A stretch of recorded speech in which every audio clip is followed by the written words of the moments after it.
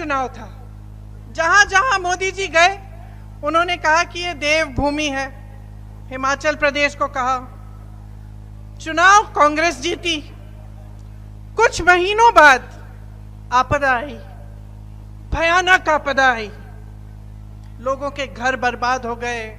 एक परिवार था, 7 परिवार के सदस्य बह गए, मंदिर टूटे, पहाड़ गिर गए।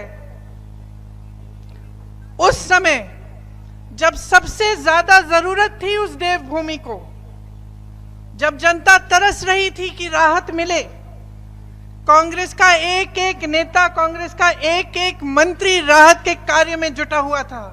मुख्यमंत्री खुद दौरा कर रहे थे, 24 घंटे घूम रहे थे, जाकर लोगों को राहत पहुंचा रहे थे। भाजपा का एक नेता नहीं दिखा, मोदी जी नहीं दिखे।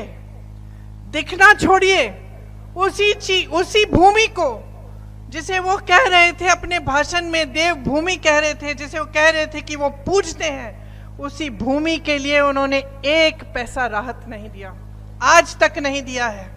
सच्चाई ये है कि हिंदू धर्म में आस्था का प्रमाण क्या होता है, बताइए, कौन बताएगा? सच्ची आस्था क्या कहलाती है? आस्था का प्रमाण, सबसे बड़ा प्रमाण हिंदू धर्म में त्याग होता है कि नहीं? सच्ची श्रद्धा तभी होती है जब कुछ इंसान कुछ त्यागता है उसके लिए। और मुझे लगता है कि जब कोई त्यागता नहीं है तो उसके मन में सच्ची श्रद्धा जाग नहीं सकती।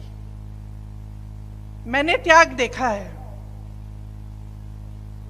आप यहां इस प्रदेश से सरहद पे जवानों को भेजते हैं, अपने बच्चों को भेजते हैं शहीद बनने के लिए। शहादत आप समझते हैं। मैं 19 साल की उम्र में अपने पिता की टूटी हुई लाश अपनी मां के सामने मैंने रखी। मैं शहादत को समझती हूं और मैं त्याग को समझती हूं। कितनी भी गालियां दें ये मेरे परिवार को, उस पिता के लाश की अगर ये अपमान करें, उस शहीद पिता का अपमान करें, हम चुप रहते हैं क्योंकि हमारी आस्था नहीं टूटती इस देश में, हमारी श्रद्धा नहीं टूटती, इनके कहने से नहीं टूटती, क्योंकि हमने त्याग दिया है, हमने शहादत देखी है। चाहे कितनी भी गालियां दें, चाहे कितना भी करें, ये हमारे संघर्ष को समझ नहीं सकते और ये हमारी श्रद्धा, हमारे देश के प्रति प्रेम को कभी नहीं समझ सकते। हमारे देशभक्ति को ये देशद्रोह कहे, हमें कुछ भी कहें, हम चुप रहते हैं। हम चुप इसलिए रहते हैं क्योंकि श्रद्धा दिल में है, असली श्रद्धा है, असली आस्था है, नाम के लिए नहीं है, चुनावी भाषणों के लिए नहीं है, राजनीति के प्रयोग के लिए नहीं है, अपनी सत्ता के लिए इस्तेमाल के लिए नहीं है, सच्ची श्रद्धा है। क्या आप 5 साल और यही होर्डिंग देखते रहेंगे, टीवी देखते रहेंगे कि कहीं ना कहीं तरक्की हो रही है, कि कहीं ना कहीं किसी नौजवान को मोदी जी ने नौकरी दे दी होगी, लेकिन हमें नहीं पता क्योंकि हमें तो नहीं मिल रही है। अरे हमारे घर में तो वही हो रहा है, उतनी महंगाई बढ़ती चली जा रही है, कुछ खरीद नहीं पा रहे हैं, रोजगार नहीं मिल रहा है, नौकरी ढूंढ ढूंढ कर हमारा बेटा भटक रहा है। हमने तो पढ़ाया, मेहनत की, बीएससी कर ली, एमएससी कर ली, किसी न किसी तरह जुगाड़ करके हमने ट्यूशन के पैसे भी भर लिए,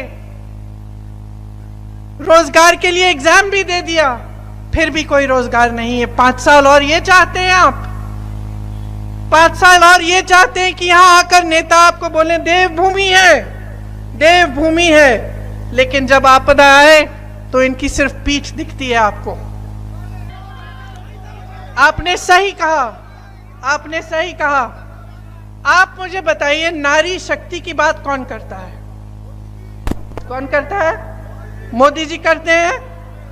पहले तो आरक्षण लाए, उन्होंने बोला बहुत धूमधाम से आरक्षण पास हुआ, देश भर से महिलाओं को इकट्ठा करके माले पहनाए मोदी जी को। पता चला वो आरक्षण तो 5-6 सालों के लिए लागू ही नहीं होगा, तो पास किस लिए किया भैया? सत्ता में हो ना, फिर आप हर मंच पे जाके बोलते हो नारी शक्ति, बोलते हो। अंकिता भंडारी के साथ क्या हुआ?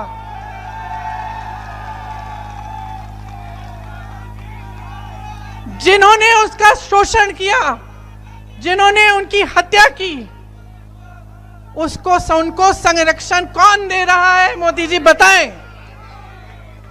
मोदी जी जब उत्तराखंड में आएंगे, जब मंच पे खड़े होंगे, तो पब्लिक मोदी जी से पूछे कौन संरक्षण दे रहा है। मोदी जी से पूछिए कि जब ओलंपिक का मेडल जीत के आई, जो रेसलर्स थी महिलाएं जीत के आई, तब तो आपने चाय पिलाई उन्हें, घर बुलाया उनको, और जब सड़क पे बैठी कि हमारे साथ अत्याचार हो रहा है, मोदी जी सुन लीजिए, मोदी जी 5 मिनट के लिए हमसे बात कर लीजिए, तो मोदी जी कहां थे? कहां थे मोदी जी? जब उत्तराखंड आएंगे मोदी जी, उनसे पूछिए कि ये जो आप नारी शक्ति की बात करते हैं, इसका मतलब क्या है? मोदी जी, आपकी जिम्मेदारी क्या बनती है बताओ?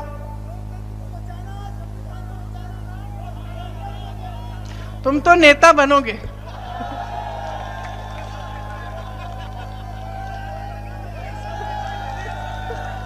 सब नेता ऐसा ही होना चाहिए। एक एक नेता यहां बैठा होना चाहिए। क्यों? क्योंकि जनता ही सबसे बड़ा होता है लोकतंत्र में।